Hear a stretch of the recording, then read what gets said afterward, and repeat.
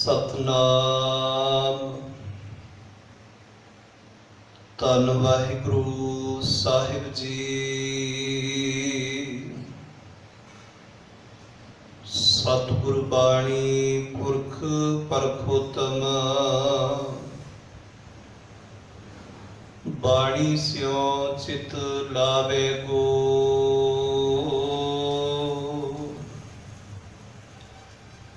गुरु बाणी सुनत मेरा मन द्रव्या। मन भीना निज घर आवे गो। परम सन्मानयोग सतगुरां दी साजी नवाजी गुरु रूप गुरु प्यारी साध संगत जीओ। निता प्रति गुरबाणी गुरमत दी विचार सरवण करके आप जी गुरबाणी नूं समझण अते जीवन विच कमाउण दा यतन उद्यम करदे हो। पिछले लंबेरे समय तो गुरबाणी दे ਵੱਖ-ਵੱਖ विषय आप जी लड़ीवार सरवण करते आ रहे हो। अज आपां गुरबाणी की रोशनी अंदर कलयुग बारे विचार करांगे। कलयुग की है, कलयुग के लक्षण की ने अते कलयुग के प्रथाए साडी मनौत की है। इस विषय में विचारांगे। आओ मन बिरतियां एकाग्र करदियां होया गुरु बख्शी गुरु फतेह नाल सांझ पाइए। अदब सत्कार नाल आखो जी वाहिगुरु जी का खालसा वाहिगुरु जी की फतेह। जदों भी इसी संसार विच कोई माड़ा वरतावा देखने हाँ सुनने हाँ ते सुभावक से सुभाए असीं कह देने कि कलयुग का समा है, जिथे कोई असीं पाप देखने हाँ अपराध देखने हाँ, किते जुल्म हो रहा है, किते कोई कुकर्म होया है। इन्हां सारियां माड़ियां घटनावां नूं देख के असीं कहने हैं कि समा कलयुग दा है। हुण इह साडी मनौत है, ये साडी विचार है, पर गुरबाणी किते भी समय नूं कलयुग नहीं कहती। गुरबाणी कलयुग मनदी है साडी बिरती नूं। गुरबाणी कलयुग मनदी है साडे सुभाअ नूं। बाणी किते भी समय नूं कलयुग नहीं कह रही कि समा कलयुग दा है, नहीं। बाणी आखदी कि भाई कलयुग किथे है, किथे कलयुग का जन्म हुंदा है। सतगुरु गुरु अमरदास महाराज जी का पावन बचन है गुरबाणी अंदर। सतगुरु आखदे ने कली का जन्म चंडाल के घर हुई। कलयुग का जन्म किते बाहर नहीं हुंदा। कलयुग का जन्म चंडाल मनुख के घर हुंदा है, हिरदे रूपी घर विच। चंडाल जिहड़ा कुकर्मी मनुख है। गुरु अमरदास महाराज जी कहते हैं कुकर्मी मनुख दे हिरदे दे अंदर कलयुग का जन्म हुंदा है। कलयुग उत्थे वसदा है, कलयुग तो बाहरों नहीं आउंदा। हुण कलयुग असल विच है कि जदों सनातनी धर्म ने जुगां दी वंड कीती ते पहला युग सतयुग थापिया गया, दूसरा युग त्रेता थापिया गया, तीसरा युग द्वापर अते चौथा युग कलयुग थापिया। समय दी चार युगां के अंदर वंड कीती गई।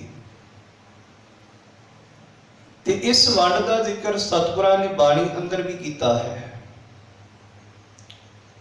पर उत्थे सतगुरु जी किते भी युगां नूं प्रवानगी नहीं दे रहे कि पहला सतयुग सी, फिर उस तो बाद त्रेता सी, उस तो बाद द्वापर सी, हुण कलयुग है। सतगुरां ने संकेत जरूर वरतिया है, पर किते इस गल ते मोहर नहीं लाई। सतगुरां ने समय नूं इस तरीके नाल वंडिया नहीं। असीं आसा की वार दे अंदरों विचारांगे कि ये जो चार युग ने, इन्हां दा असल विच भाव की है। पर उस तो पहला कलयुग नूं समझण दा यतन करना कि कलयुग है की। कल का अर्थ है झगड़ा, कल का अर्थ है कलेश, युग का अर्थ है समा। वो समा जिस समय अंदर झगड़ा है, जिस समय विच कलेश है, पातशाह कहते हैं वही कलयुग है। हुण भाव कि साडे अंदर कलयुग कदों हुंदा है? जदों साडे अंदर कलेश होवे, जदों साडे मन अंदर झगड़ा होवेगा, कलेश होवेगा। ते पातशाह कहते ने कि तेरे वास्ते वो समा कलयुग होवेगा। जिथे कलेश है, कलयुग उथे है। ते ख्याल करना, कलेश क्यों पैदा हो रहा है, झगड़ा क्यों इंसान के अंदर पैदा हो रहा है? एक कलयुग करके नहीं हो रहा।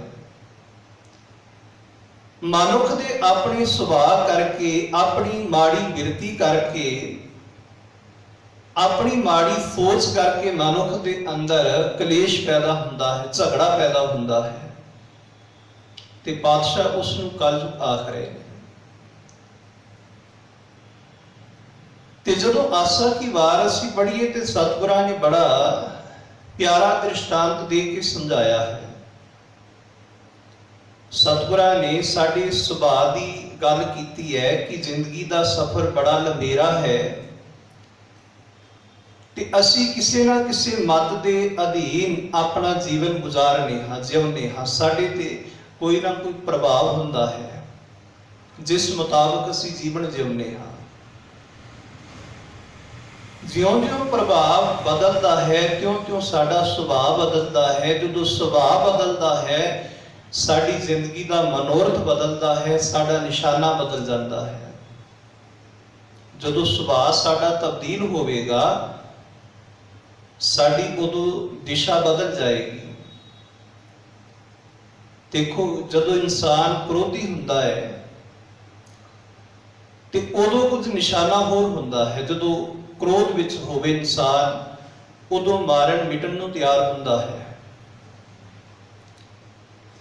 पर जदों इंसान प्यार विच होवे, हलेमी विच होवे, आनंद विच होवे, ते उदों निशाना मनुख का कुछ होर हुंदा है। इसी तरह जदों इंसान लोभ अंदर है, उदों निशाना कुछ हड़पन दा होवेगा। ते जदों इंसान संतोख दे अंदर होवेगा, उदों जिहड़ा निशाना है वो किसी नूं खोण दा नहीं होवेगा, सगों किसी नूं कुछ देण दा होवेगा। कहण तो भाव कि जिहड़ा प्रभाव साडी जिंदगी अंदर पैंदा है, जिहो जिहा प्रभाव साडी जिंदगी अंदर पैंदा है, साडा सुभाव बदलदा है, साडी सोच बदलदी है, साडे मनोरथ बदलदे ने।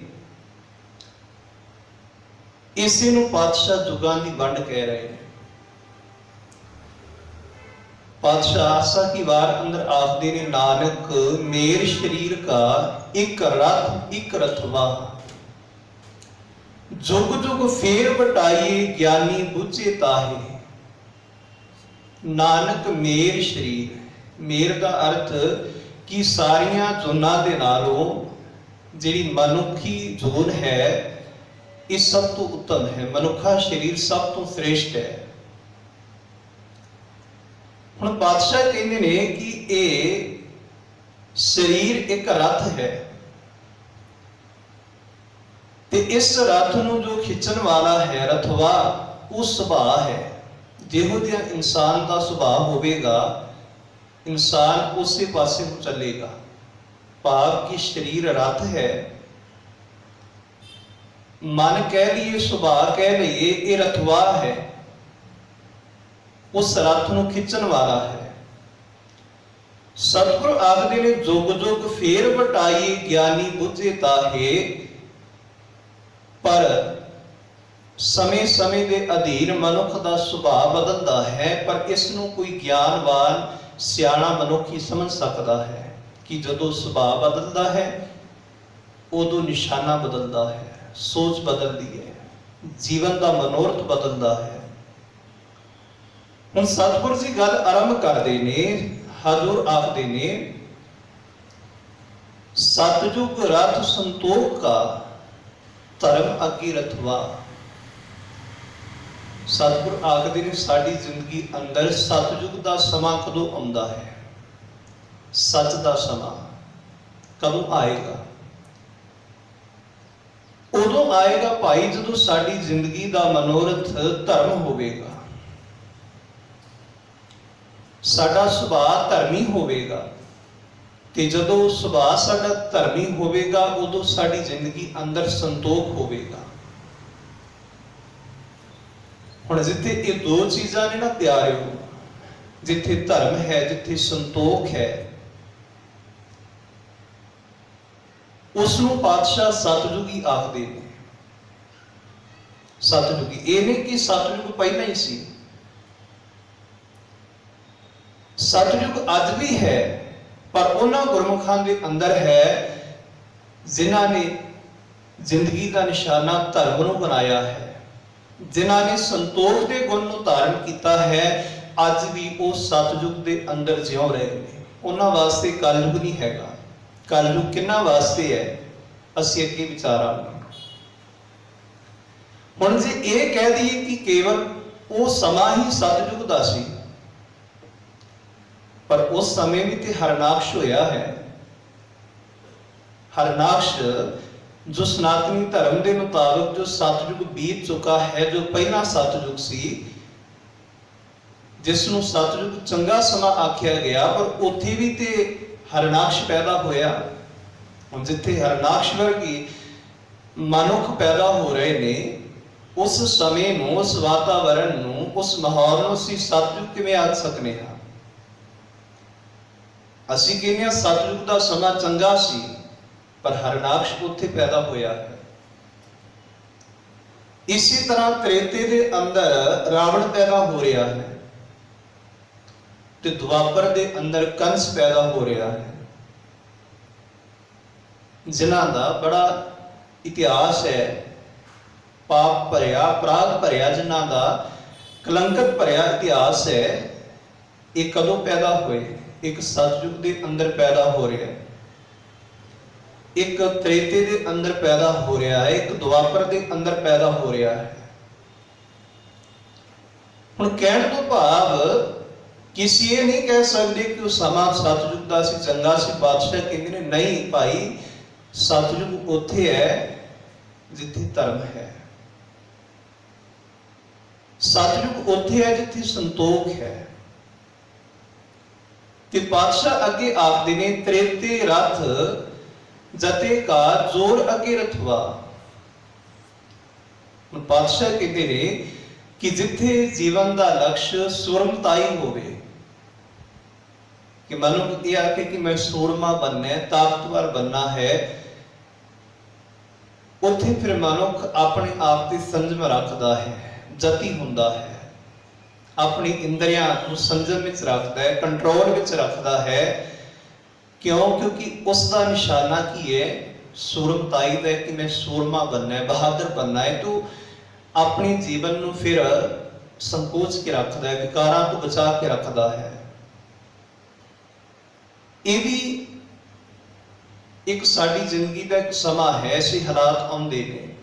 ते अज भी जिहड़े सूरमे ने वो की ने, वो त्रेते अंदर जिउ रहे ने, जिन्हों ने ये मकसद बनाया कि मैं सूरमा बनना है, ताकतवर बनना है, पर वो अपन इंद्रियां वस में रखते हैं। वो किहदे विच जिउ रहे हैं? वो त्रेते युग में जिउ रहे हैं।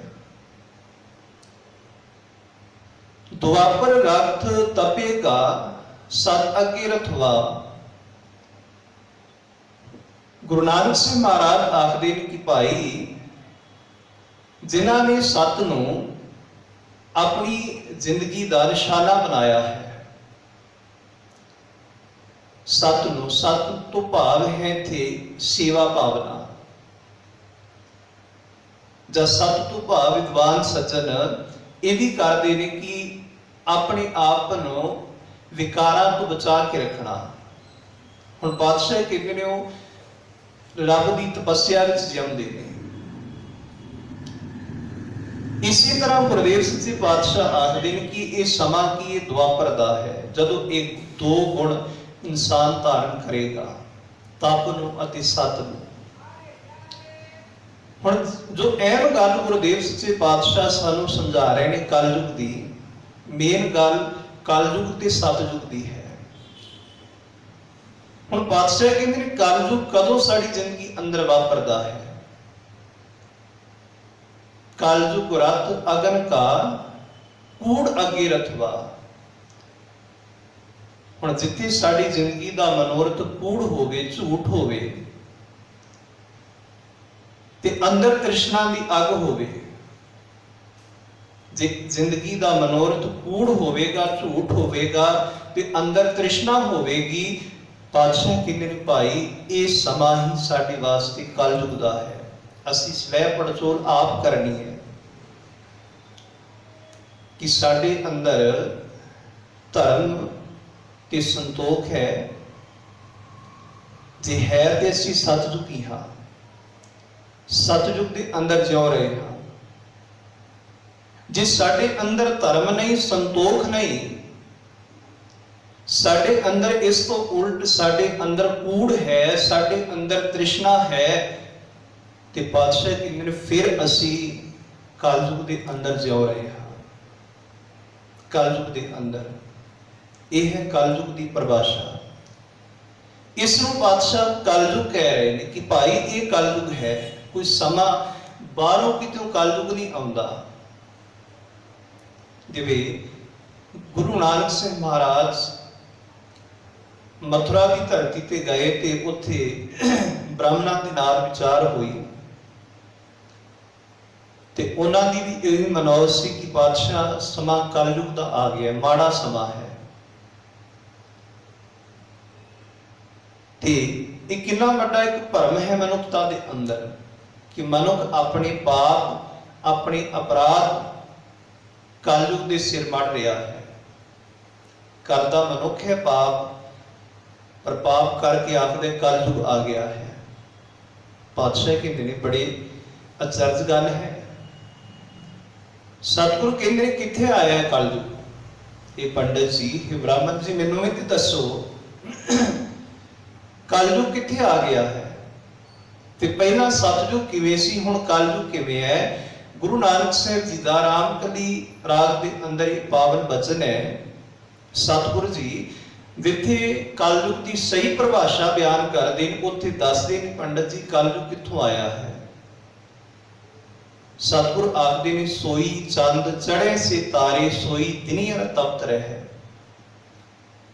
वही चंद है जिहड़ा सतयुग के अंदर सी, वही तारे ने, उसी तरह ही दिन है। सा धरती सा पौन झुलारे, जोग जी खेले थाप कैसे। पातशाह कहते हैं कि धरती भी वही है, हवा भी वही है, सारा कुछ तो वही है जिहड़ा सतयुग के अंदर सी। पर कलयुग कित्थे आ गया, कित्थों आ गया? ये कलयुग किवें आया है? पातशाह कहते हैं ये कलयुग बाहरों नहीं आया, ये कलयुग मनुख के अंदर पैदा होया है। माड़ी बिरती अंदर पैदा हुई है। अंदर जो पाप पैदा होता है उदों कलयुग आउंदा है। वो मनुख कलयुगी है। जिवें आपां आरंभ विच वचन साझा कीता सी, कली का जन्म चंडाल के घर होई। कलयुग का जन्म चंडाल मनुख के हिरदे अंदर हुंदा है, ना कि किते बाहर समा कलयुग का आउंदा है। ते पातशाह फिर सानू कलयुग की परिभाषा बड़ी प्यारी बयान करते हैं, समझाते हैं। कई बार असी भी बाणी पढ़ने वाले ਉਹਨਾਂ ਮਨੌਤਾਂ ਦੇ ਸ਼ਿਕਾਰ ਹਾਂ ਜਿਨ੍ਹਾਂ ਮਨੌਤਾਂ ਅੰਦਰ ਦੂਸਰੇ ਲੋਕ ਫਸੇ ਹੋਏ ਨੇ। ਜਿਵੇਂ ਦੂਸਰੇ ਲੋਕ ਕਹਿੰਦੇ ਨੇ ਕਿ ਕਲਯੁਗ ਆ ਗਿਆ, ਅਸੀਂ ਵੀ ਕਹਿੰਦੇ ਹਾਂ ਕਲਯੁਗ ਆ ਗਿਆ, ਪਰ ਪਤਾ ਨਹੀਂ ਆਇਆ ਕਿੱਥੋਂ ਹੈ। ਰੱਬ ਨੇ ਭੇਜਿਆ ਹੈ ਜਾਂ ਆਪਣੇ ਆਪ ਆ ਗਿਆ, ਇਹਦਾ ਪਤਾ ਨਹੀਂ। ਸਿਰਫ ਇੱਕ ਗੱਲ ਹੈ, ਇੱਕ ਮਨੌਤ ਘੜੀ ਹੋਈ ਹੈ। ਹੁਣ ਪਾਤਸ਼ਾਹ ਇਸ ਮਨੌਤ ਨੂੰ, ਇਸ ਵਿਚਾਰ ਨੂੰ ਤੋੜਦੇ ਪਏ ਨੇ। ਭਾਈ ਕਿਤਿਓਂ ਨਹੀਂ ਆਇਆ, ਕਲਯੁਗ ਕੀ ਹੈ? ਜੀਵਨ ਤਰਬ ਨਿਵਾਰ। ਪਾਤਸ਼ਾਹ ਕਹਿੰਦੇ ਨੇ ਕਿ ਭਾਈ ਤੇਰੀ ਖੁਦਗਰਜ਼ੀ, ਤੇਰਾ ਸਵਾਰਥ, ਇਹ ਕਲਯੁਗ ਹੈ। ਬਾਕਮਾਲ ਦੀ ਗੱਲ ਸਤਿਗੁਰੂ ਗੁਰੂ ਨਾਨਕ ਸਾਹਿਬ ਮਹਾਰਾਜ ਨੇ ਆਖੀ, ਭਾਈ ਤੇਰਾ ਜਿਹੜਾ ਸਵਾਰਥ ਹੈ, ਤੇਰਾ ਜਿਹੜੀ ਖੁਦਗਰਜ਼ੀ ਹੈ ਨਾ, ਇਹ ਕਲਯੁਗ ਹੈ। ਪਾਪ ਤੂੰ ਕਰ ਰਿਹਾ ਪਰ ਮੱਥੇ ਕਲਯੁਗ ਦੇ ਮੜ ਰਿਹਾ ਹੈ। ਅਪਰਾਧ ਤੂੰ ਕਰ ਰਿਹਾ ਹੈ ਪਰ ਮਾੜਾ ਕਲਯੁਗ ਨੂੰ ਆਖ ਰਿਹਾ ਹੈ। ਪਾਤਸ਼ਾਹ ਕਹਿੰਦੇ ਨੇ ਦੇਖੋ ਇਹ ਕੈਸੀ ਗੱਲ ਹੈ। ਸਤਿਗੁਰੂ ਆਖਦੇ ਨੇ ਕਿ ਕਲਯੁਗ ਖਤਮ ਕਰਨਾ ਹੈ, ਆਪਣੇ ਅੰਦਰੋਂ ਖੁਦਗਰਜ਼ੀ ਖਤਮ ਕਰੀਏ। ਕਿ ਇਸੇ ਕਲਯੁਗ ਦੇ ਅੰਦਰ ਸਤਿਯੁਗੀ ਨਹੀਂ ਹੋਏ, ਧਰਮੀ ਪੁਰਸ਼ ਨਹੀਂ ਹੋਏ, ਜਿਨ੍ਹਾਂ ਨੂੰ ਰੋਜ਼ਾਨਾ ਅਸੀਂ ਅਰਦਾਸ ਦੇ ਅੰਦਰ ਯਾਦ ਕਰਨੇ ਹਾਂ, ਜਿਹੜੇ ਸਤਿਯੁਗ ਦੇ ਅੰਦਰ ਜਿਉਣ ਵਾਲੇ ਸਨ। ਭਾਈ ਮਤੀ ਦਾਸ ਜੀ, ਭਾਈ ਸਤੀ ਦਾਸ ਜੀ, ਭਾਈ ਤਾਰੂ ਸਿੰਘ ਜੀ, ਭਾਈ ਮਨੀ ਸਿੰਘ ਜੀ, ਅਨੇਕ ਐਸੇ ਸ਼ਹੀਦ ਨੇ। ਕਿਸੇ ਆਖਾਂਗੇ ਕਿ ਉਹ ਕਲਯੁਗ ਦੇ ਅੰਦਰ ਸਨ, ਨਹੀਂ, ਉਹ ਆਤਮਿਕ ਤਲ ਤੇ ਸਤਿਯੁਗੀ ਜੀਵਨ ਜਿਉ ਰਹੇ ਸਨ। ਇਹ ਕਲਯੁਗ ਅਤੇ ਸਤਿਯੁਗ ਬਾਹਰ ਦੀ ਖੇਡ ਨਹੀਂ, ਗੁਰੂ ਪਾਤਸ਼ਾਹ ਕਹਿੰਦੇ ਨੇ ਇਹ ਅੰਦਰ ਦੀ ਖੇਡ ਹੈ। ਤੇ ਪਾਤਸ਼ਾਹ ਕਹਿੰਦੇ ਨੇ ਕੀ ਲੱਛਣ ਨੇ ਕਲਯੁਗ ਦੇ? ਕਲਯੁਗ ਕਿਹਨੂੰ ਕਹਿੰਦੇ ਨੇ? ਸਤਿਗੁਰ ਆਖਦੇ ਨੇ, ਹੋਵੇ ਪ੍ਰਵਾਣਾ ਕਰੇ ਧਿਆਣਾ, ਕਲ ਲਖਣ ਵਿਚਾਰ। ਪਾਤਸ਼ਾਹ ਕਹਿੰਦੇ ਨੇ ਕਿ ਦੇਖੋ ਕਲਯੁਗ ਦੇ ਲੱਛਣ ਕਿੰਨੇ ਮਾੜੇ ਨੇ। ਬੰਦਾ ਜ਼ੁਲਮ ਕਰਦਾ ਹੈ, ਪਾਪ ਕਰਦਾ ਹੈ, ਪਰ ਪਾਪ ਕਰਕੇ ਵੀ ਪ੍ਰਵਾਨ ਹੋਣਾ ਚਾਹੁੰਦਾ ਹੈ। ਅਪਰਾਧ ਕਰਕੇ ਵੀ ਧਰਮੀ ਬਣਨਾ ਚਾਹੁੰਦਾ ਹੈ। ਖੁਦਗਰਜ਼ੀ ਮਨੁੱਖ ਵੀ ਸਤਪੁਰਸ਼ ਬਣਨਾ ਚਾਹੁੰਦਾ ਹੈ, ਪ੍ਰਵਾਨ ਹੋਣਾ ਚਾਹੁੰਦਾ ਹੈ। ਕਹਿੰਦਾ ਮੈਂ ਪਾਪ ਵੀ ਕਰਾਂ ਤੇ ਲੋਕ ਮੈਨੂੰ ਧਰਮੀ ਵੀ ਆਖਣ। ਪਾਤਸ਼ਾਹ ਕਹਿੰਦੇ ਨੇ ਇਹ ਕਲਯੁਗ ਹੈ ਭਾਈ। ਇੱਕ ਤੇ ਹੁੰਦਾ ਨਾ, ਪਾਪ ਕਰੇ ਤੇ ਇਨਸਾਨ ਮੰਨ ਲਵੇ ਕਿ ਮੈਂ ਪਾਪੀ ਹਾਂ, ਮੇਰੇ ਤੋਂ ਗਲਤੀ ਹੋਈ ਹੈ। ਪਾਤਸ਼ਾਹ ਕਹਿੰਦੇ ਨੇ ਉਸ ਨੂੰ ਕਲਯੁਗ ਨਹੀਂ ਕਹਿ ਸਕਦੇ। ਕਲਯੁਗ ਇਸ ਤੋਂ ਅੱਗੇ ਹੈ ਕਿ ਪਾਪ ਕਰਕੇ ਵੀ ਇਨਸਾਨ, ਜ਼ੁਲਮ ਕਰਕੇ ਵੀ, ਧੱਕਾ ਕਰਕੇ ਵੀ ਮੰਨੇ ਨਾ ਅਤੇ ਆਪਣੇ ਆਪ ਨੂੰ ਧਰਮੀ ਅਖਵਾਏ। ਲੋਕ ਮੈਨੂੰ ਚੰਗਾ ਆਖਣ। ਪਾਤਸ਼ਾਹ ਕਹਿੰਦੇ ਨੇ ਇਹ ਕਲਯੁਗ ਹੈ, ਇਹ ਕਲਯੁਗ ਦਾ ਨਾਮ ਹੈ। ਤੇ ਪਾਤਸ਼ਾਹ ਆਖਦੇ ਨੇ, ਹੋਵੇ ਪਰਵਾਣਾ ਕਰੇ ਧਿਆਣਾ, ਕਲ ਲਖਣ ਵਿਚਾਰ, ਕਿਤੇ ਦੇਸ ਨਾ ਆਇਆ ਸੁਣੀਐ, ਤੀਰਥ ਪਾਸ ਨਾ ਬੈਠਾ। ਇਹ ਸਾਡੀਆਂ ਗੱਲਾਂ ਦਾ ਜਵਾਬ ਦੇ ਰਹੇ ਜੋ ਅਸੀਂ ਕਹਿੰਦੇ ਨਾ ਕਲਯੁਗ ਆ ਗਿਆ ਹੈ। ਤੇ ਪਾਤਸ਼ਾਹ ਕਹਿੰਦੇ ਨੇ ਕਿਤੇ ਦੇਸ ਨਾ ਆਇਆ ਸੁਣੀਏ। ਕਿਤਿਓਂ ਨਹੀਂ ਆਇਆ ਭਾਈ, ਸਾਡੀਆਂ ਬੁਰਾਈਆਂ ਹੀ ਕਲਯੁਗ ਹੈ। ਤੀਰਥ ਪਾਸ ਨਾ ਬੈਠਾ, ਉਹ ਕਿਸੇ ਤੀਰਥ ਤੇ ਨਹੀਂ ਬੈਠਾ ਹੋਇਆ। ਦਾਤਾ ਦਾਨ ਕਰੇ ਤਹਿ ਨਾਹੀ, ਮੈਲ ਉਸਾਰ ਨਾ ਬੈਠਾ। ਉਹ ਕਿਸੇ ਦਾਨੀ ਦੇ ਕੋਲ ਨਹੀਂ ਹੈਗਾ, ਉਹ ਕਿਤੇ ਆਪਣਾ ਵੱਖਰਾ ਘਰ ਬਣਾ ਕੇ ਨਹੀਂ ਬੈਠਾ ਹੋਇਆ। ਜੋ ਅਸੀਂ ਕਹਿੰਦੇ ਹਾਂ ਕਿ ਪਹਿਲਾਂ ਨਹੀਂ ਸੀ ਹੁਣ ਆ ਗਿਆ ਹੈ। ਪਾਤਸ਼ਾਹ ਕਹਿੰਦੇ ਨਹੀਂ ਭਾਈ, ਇਹ ਸਾਡੇ ਅੰਦਰ ਦੀ ਖੇਡ ਹੈ, ਇਸ ਕਲਯੁਗ ਨੂੰ ਸਮਝੀਏ। ਇਸੇ ਤਰ੍ਹਾਂ ਪਾਤਸ਼ਾਹ ਗੁਰੂ ਅੰਗਦ ਦੇਵ ਮਹਾਰਾਜ ਕਲਯੁਗ ਦੇ ਲੱਛਣ ਬਿਆਨ ਕਰਦੇ ਨੇ ਕਿ ਭਾਈ ਜਿਵੇਂ ਹਰੇਕ ਬਿਮਾਰੀ ਦੇ ਲੱਛਣ ਹੁੰਦੇ ਨੇ, ਉਹਨਾਂ ਲੱਛਣਾਂ ਤੋਂ ਬਿਮਾਰੀ ਦੀ ਸਮਝ ਪੈਂਦੀ ਕਿ ਭਾਈ ਤੈਨੂੰ ਇਹ ਬਿਮਾਰੀ ਲੱਗਦੀ ਹੈ। ਜਿਵੇਂ ਬੁਖਾਰ ਹੀ ਚੜ੍ਹਨਾ ਹੋਵੇ ਤੇ ਉਹਦੇ ਸਾਨੂੰ ਲੱਛਣ ਦਿਸ ਪੈਂਦੇ ਨੇ। शरीर ढिला ढिला जिहा गरम गरम जिहा होना शुरू हो जाता है। असी कहने कि बुखार के लक्षण लग रहे हैं, अज बदन ठीक नहीं, शरीर ठीक नहीं, लगता है पाप होवेगा।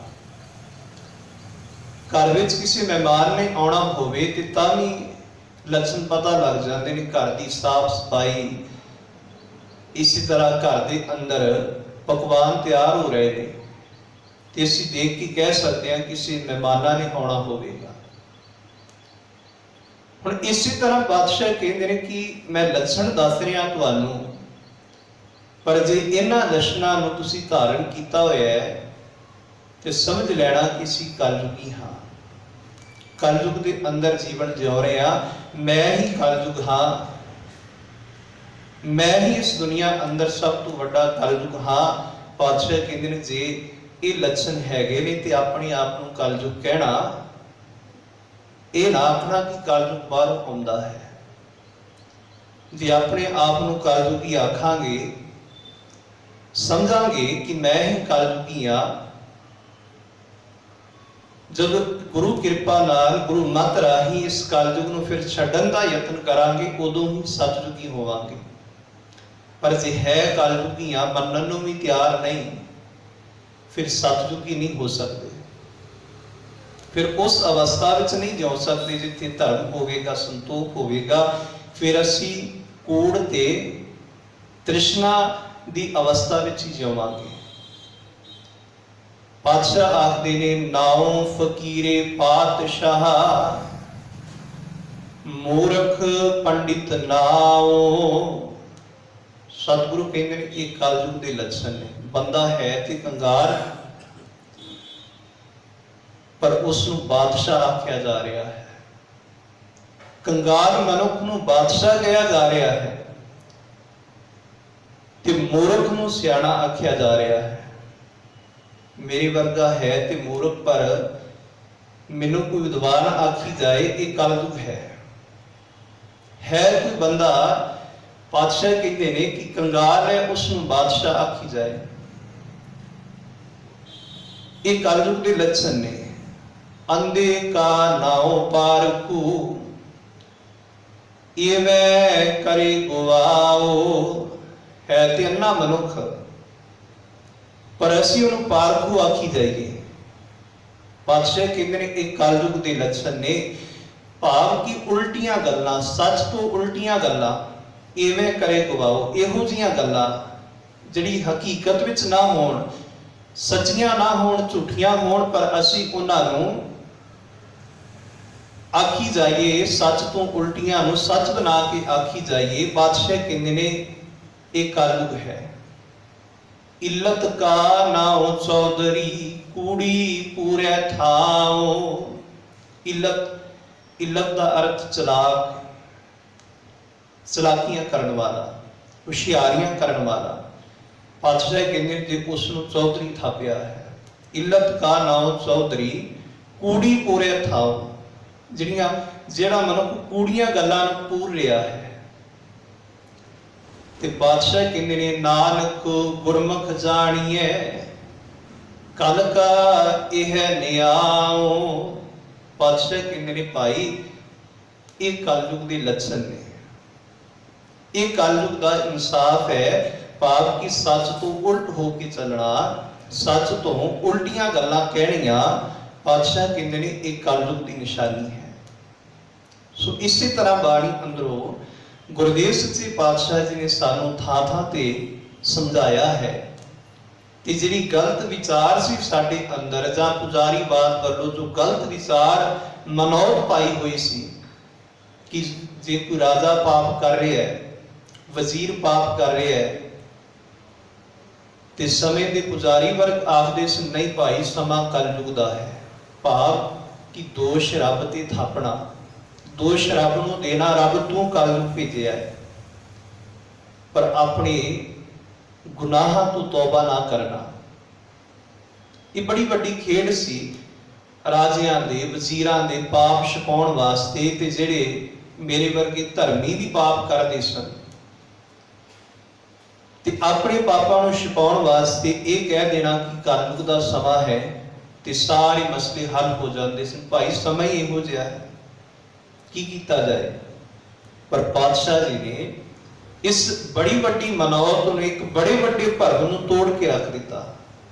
ਪਾਤਸ਼ਾਹ ਕਹਿੰਦੇ ਨਹੀਂ ਭਾਈ, ਪਾਪ ਅਸੀਂ ਕਰਨੇ ਆ, ਬੁਰੇ ਕਰਮ ਅਸੀਂ ਕਰਨੇ ਆ, ਅਪਰਾਧ ਅਸੀਂ ਕਰਨੇ ਆ, ਧੋਖਾ ਅਸੀਂ ਕਰਨੇ ਆ, ਪਰ ਖਹਿੜਾ ਛੁਡਾ ਲੈਂਦੇ ਆ ਜਦੋਂ ਕਹਿੰਦੇ ਆ ਕਿ ਕਲਯੁਗ ਹੈ। ਨਹੀਂ, ਸਾਡੀ ਮਾੜੀ ਬਿਰਤੀ, ਸਾਡਾ ਸਵਾਰਥ, ਸਾਡੀ ਖੁਦਗਰਜ਼ੀ, ਸਾਡਾ ਮਾੜਾ ਕਿਰਦਾਰ, ਪਾਤਸ਼ਾਹ ਕਹਿੰਦੇ ਨੇ ਇਹ ਕਲਯੁਗ ਹੈ। ਪਰ ਇਸ ਕਲਯੁਗ ਨੂੰ ਬਦਲਣਾ ਹੈ ਸਤਯੁਗ ਦੇ ਅੰਦਰ।